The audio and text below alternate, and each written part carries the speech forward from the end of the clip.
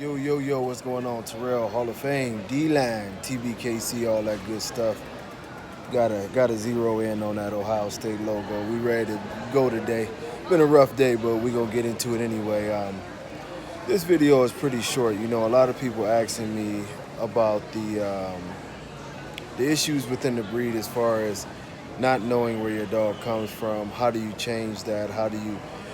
We sort of went over this a million times, but you know, one of the biggest issues with people who hang paperwork on the dogs is that we truly don't know what's behind the dog, so it makes it impossible to breed. You know, every dog has different genetics, every breed has different genetics, and if you have a multitude of genetics behind your dogs and you're in the dark as far as what's what, then it makes it very, very hard to breed for consistency.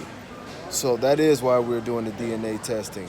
Now, to give advice to those who are in this current situation, the main thing that we can do is pay close attention to the litters and the dogs that come before your dogs. You know, and I'm talking about the upfront direct generations, you know, and go off of a lot of the issues or positive things that those dogs bring to the table.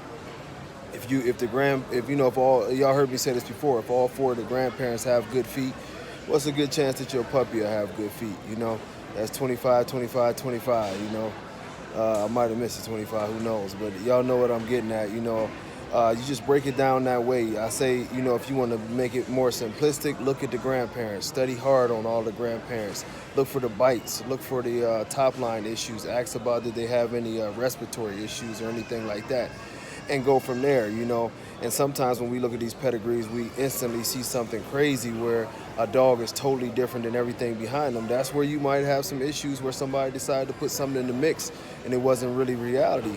And that's for you to be educated in what you're doing and make sure that you fix those issues. You know, don't use those dogs because, you know, if it looks like a duck, quacks like a duck, it's a damn duck, you know, no matter what the paperwork says.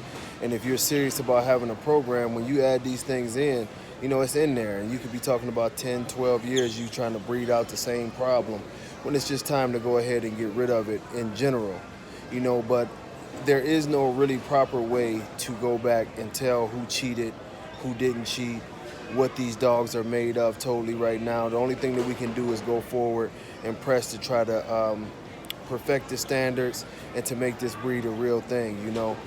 Like I say, use your eyes, use your common sense, use your studying, and I know this is repetitive, but I'm gonna keep on saying it, you know. Don't breed issues into your breeding program if you're a breeder.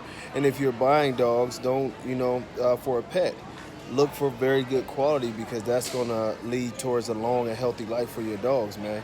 It's just that plain and simple. We try to act like it's more to it than this, but it's not. We con ourselves, you know.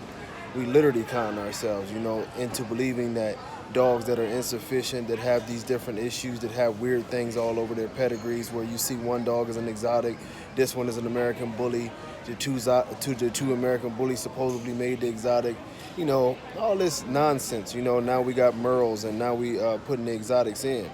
We just have to give ourselves a chance to win by doing the right thing and practicing what we're supposed to practice, and that's good breeding ethics and moving forward in a strong direction.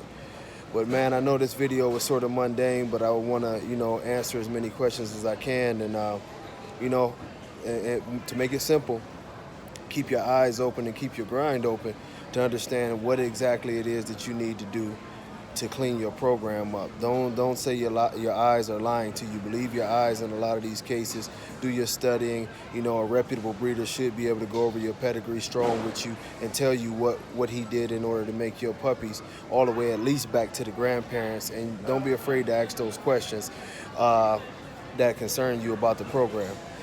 And until next time, y'all, I got to catch this flight. Much love. Oich. Aiu.